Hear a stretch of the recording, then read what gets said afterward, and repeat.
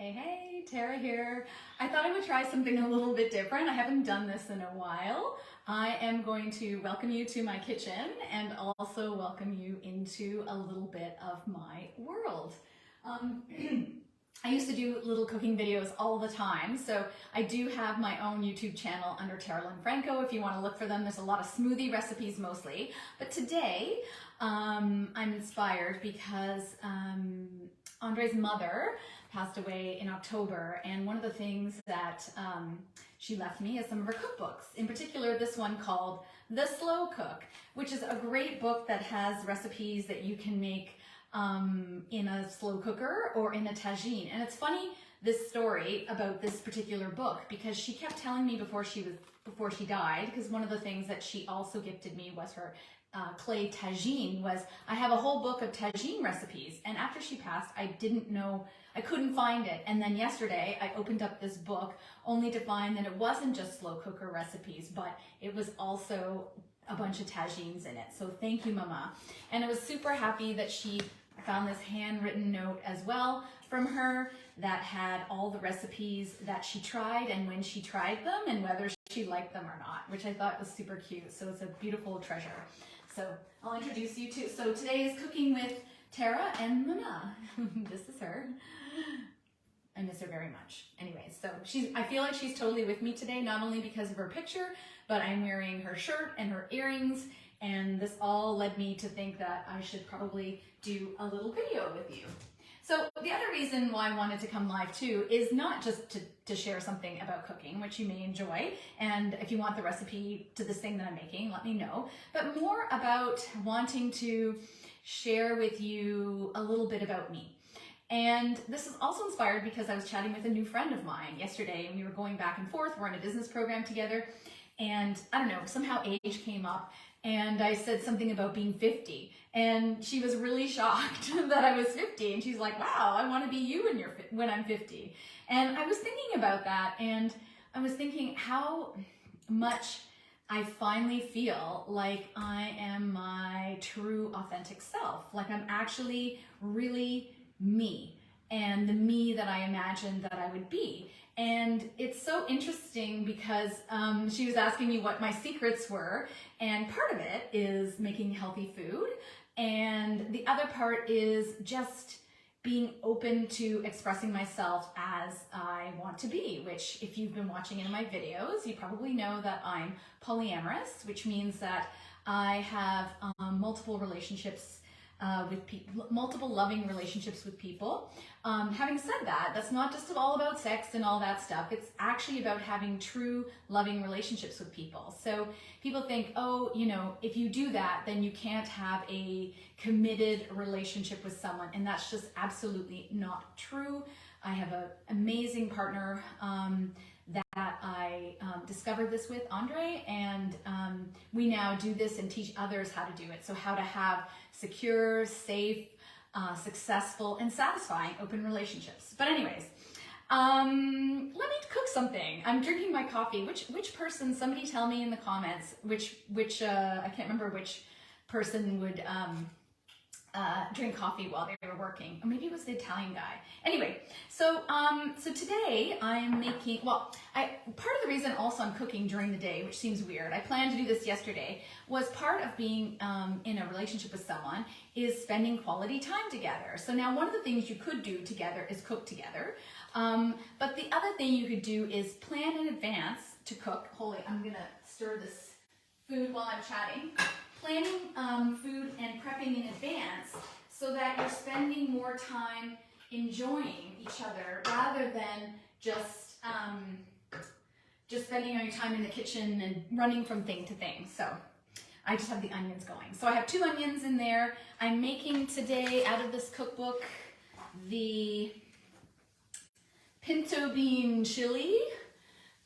It's lacking vegetables, and I love vegetables, so I'm going to throw some. I've got some carrots in here, a couple carrots and celery. Maybe I should, and it's going to go in the crock pot. So I'm just going to get this stuff prepped. So one of the things I like to do is I don't like to waste food. So any of the scraps related to cuttings of onions, carrots, celery, like all the bits and garlic, even the skins, go in a bag in the freezer. And now I can use this later to make an amazing free vegetable stock. Oh, the other thing I made was last night was this, looks like shepherd's pie. It's made with Beyond Meat, and so we're gonna make that tonight as well. So it's all ready to go and it has to go in the oven. So now we have meals for the week and not having to do something else. So, all right. So how's everyone doing today? Does anybody use any sort of tools like crock pots or air fryers, or what is the other thing? Instapot. People I think Instapots are cooler than crock pots these days. I don't have an Instapot. I feel like I have enough kitchen gadget without having an Instapot as well. So just cutting this. What else did I want to talk about? Yeah, I think if you had asked me several years ago, before, like I've been on this journey for about 5.5 years, if you'd asked me before that if I ever imagined that I could be in multiple relationships with others, I'd probably tell you that it wasn't possible for me, that I was a jealous person. And I think jealousy is often the thing that comes up most for people when they open up an existing relationship, is that, you know, you're expecting all the fun and excitement, and you sometimes think before you do that you have a great relationship, you can talk to each other and all that, but then open up the relationship only to find that it's a little more difficult than you had imagined. And the reason I'm mentioning communication is that we just did a training in our group, our private group, Let's Talk Polyamory, on training, on should I put the hot peppers in there? No. On communication, and we have a great worksheet on so that you can recognize when your communication patterns are destructive versus effective. Give these onions a little stir.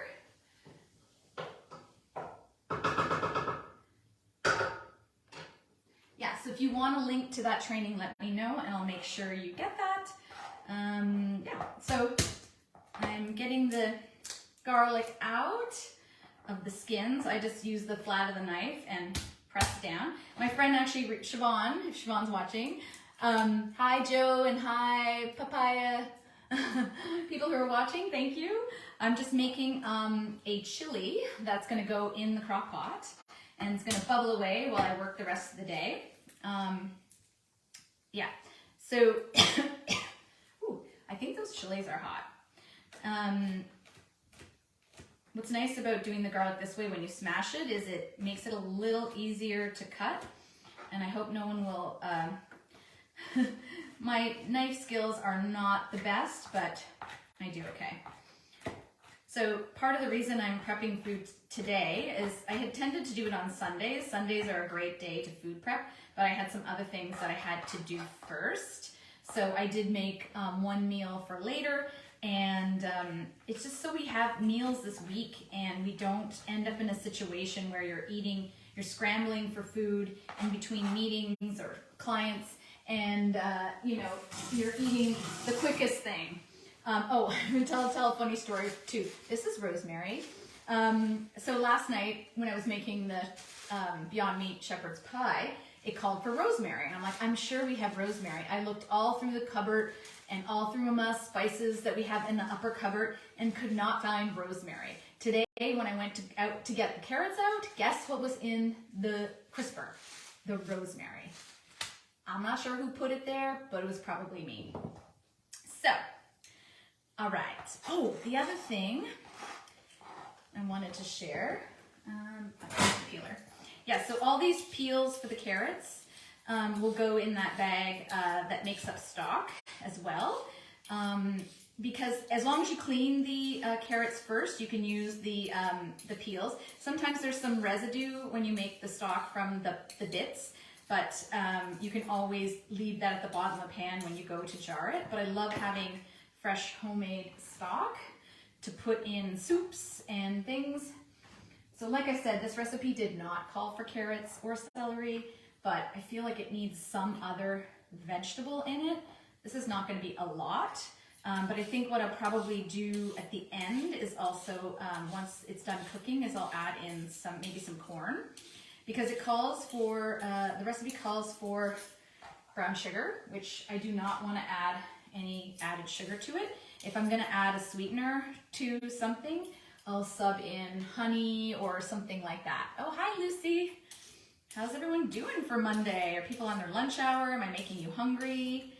Yeah, so I'm doing a dual talk here today. Cooking, but also talking about why I chose to be polyamorous and why I feel now like I'm really living my true self. I'm not sure what I want to say about this.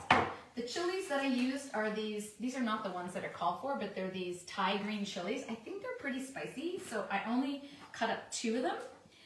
The other thing that I want to include, which is another little secret hack, okay, it's not so secret, I learned it at a cooking class, is to, when you buy cilantro, if you're lucky, they'll give you the roots, or at least the stems, and you can actually use those stems and cut them finely and put them in the base of either like a chili or a curry, Thai curry or a Indian curry, and it's just amazing. Gives it a lot more flavor, and then you don't waste those things. And anything that you don't use, you can include. You can include, oh, hi Kenny. You can include them in this bag of stuff that's gonna go in your stock later. This is making me hungry. I haven't had lunch yet. So after this video, I'm going to make myself something to eat. I actually have in the fridge some leftover, I had a recipe for a chicken curry that's kind of like a butter chicken. That's a Jamie Oliver recipe. And instead of using chicken, I used chickpeas. So it's actually chickpeas and lentils, and it's in this really creamy coconut milk and curry paste sauce, and it's like delicious. And so I'm gonna have that with some rice. Okay, where am I? Okay. So cilantro or coriander, one of my favorite things. Oh, I hope I did buy coriander. Yes. That would have been funny. So see, this one's amazing because look how much of the stock is on there. So what I'm going to do is I'm going to leave it bundled, and I'm just going to wash the ends because I don't want to get this end wet yet, because if you get it, I want to clean it properly and separate it so that it doesn't go brown. So I'm just going to wash the ends of these.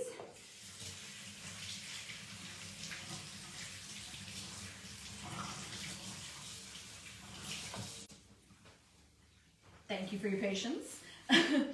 And I'm going to, maybe what I'm going to do to make some room on my little board here is I'm going to put the carrots and the celery inside with the onions, which are cooking away here. Okay. So now I'm just going to take my knife, and what's nice is because it's still bundled, it's easy to cut. And if you're really fussy, you can maybe cut off the ends there, and you can put them in your bag of stuff for stock. I don't know. Normally I'm not that picky, but so you just basically cut it really finely, and you can put this in any curry, like I said, Thai, Indian, or like any Mexican or Spanish dish that normally has cilantro in that you add at the end.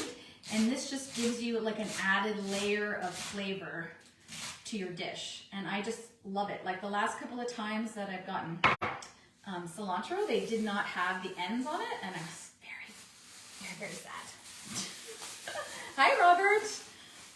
Robert, have you been to any cooking classes lately? Robert's a friend of mine and recently went to a cooking class in Toronto at Italy, which I totally want to do. I love Italian food. Maybe one day I will make, I make homemade gnocchi with ricotta that an amazing Italian woman taught me to make, and so maybe I'll do that sometime. People like gnocchi. I love gnocchi. I don't eat pasta a lot anymore just because I find that it's not just like bread. My body likes to store it, so I prefer to not have things with gluten in them if I can avoid it. But having said that, I did have pizza this last week and enjoyed it a lot. But my key to my being 50 and I think looking not too bad and keeping my weight at where I want it to be is eating tons and tons of vegetables and watching my portions and exercising. But the food. Oh, you want to get a pasta maker? I have a pasta maker. It's in Toronto. I don't use that pasta maker enough. I got it a long time ago.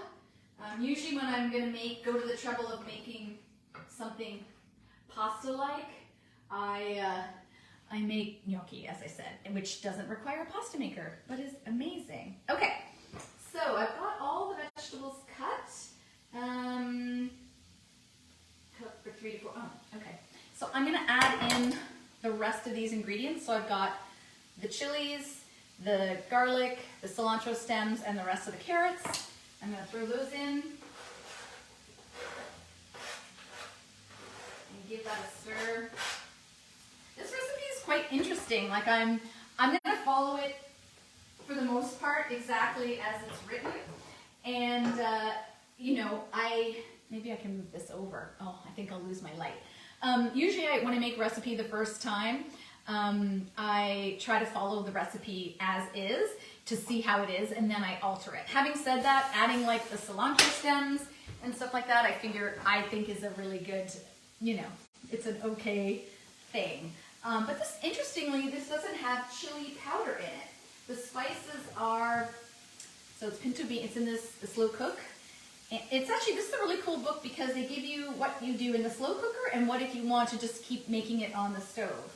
I like the idea of putting it in the slow cooker because once I get everything ready that has to be pre-cooked, I just put it in and then I can either cover it and cook it for 6 to 8 hours on low or on high for 4 to 5 hours. So I think what I'll do is I'll put it on high for 4 to 5 hours and see how it goes. And this one has pinto beans in it, like I said. And I think what I'll do to get a bit extra protein is I'll make quinoa and have that ready, and we'll put it over the quinoa. Yeah, so this has allspice, cumin, a cinnamon stick, oregano, 2 bay leaves. Yeah, 2 bay leaves. So, I don't know. It also has vinegar in it. So vinegar is an interesting thing. So if you're ever wondering, you're eating something, you're like, something's missing in this, like a soup or a stew or something like that, it's usually because it's missing some sort of acid.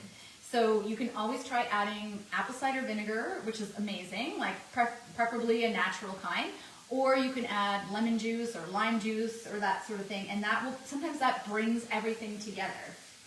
Okay.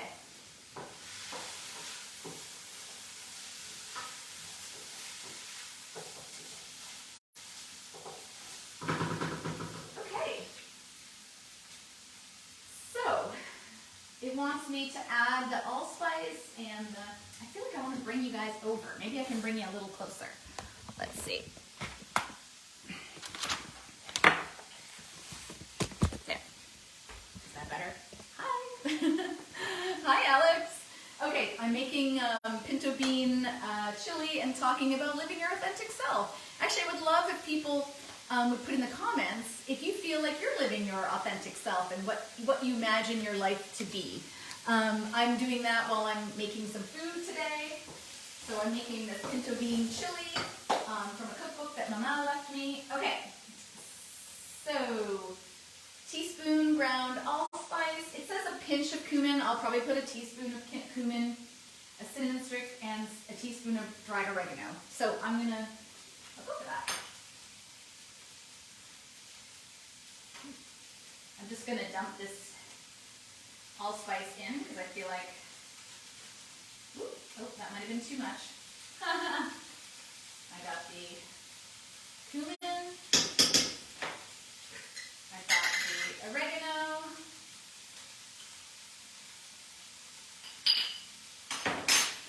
and the cinnamon stick, and you were supposed to put in black pepper and salt a little bit earlier, which I didn't do, which I'll do now.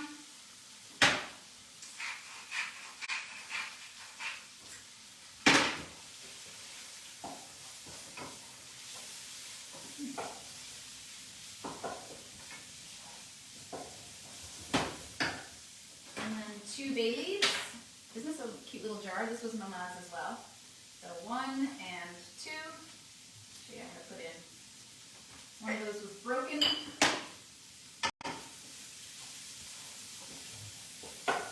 Okay. La la la. Okay. Cook for 2 minutes. And then they want you to put so this is the only part, I guess, that you cook.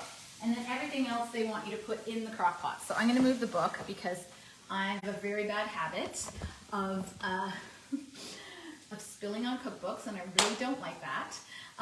What I do though is I do write on cookbooks. So if I like this recipe, if I made any changes, I'll write on the recipe just so I remember. It's the only time that I write things on books. So did I get all the spices? Yes. So the reason you put the spices, the reason you put the spices in with the onions and cook them a bit is because it opens up the flavor of the spices. So, okay, so let's turn that off. So I've got my crock pot here. It's a very tall one. I hope everything fits in. So I'm going to put that in there.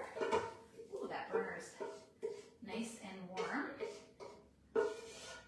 Get all that juicy goodness. See, I probably would have, I'm still going to do this. So I'm already going off the recipe and doing my own thing.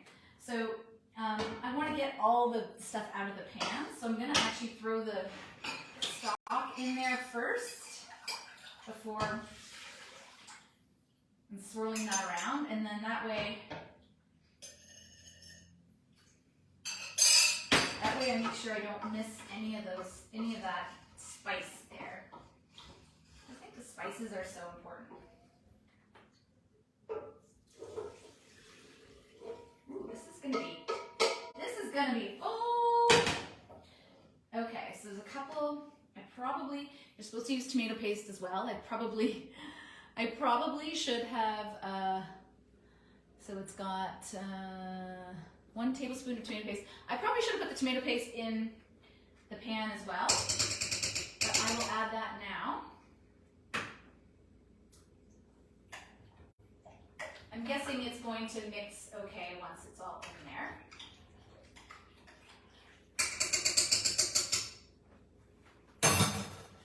Okay, I've got let's add the tomatoes.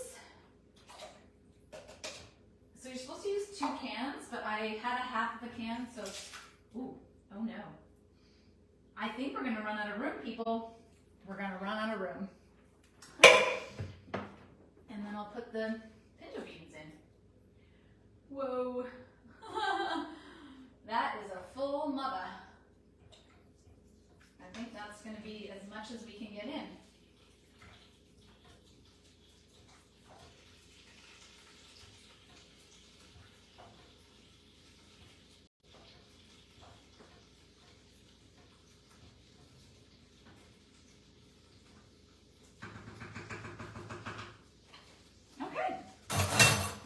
And then that's it. I'll bring this over, the phone. Hi, Jenna. Can you see that? Oops. There's my crock pot with my pinto chili. So I will take a picture of the recipe and put it in the comments. But still, would love to know what you think and how you are becoming your authentic self today. So talk to you soon, and thank you, Mama, for this recipe and for inspiring me today.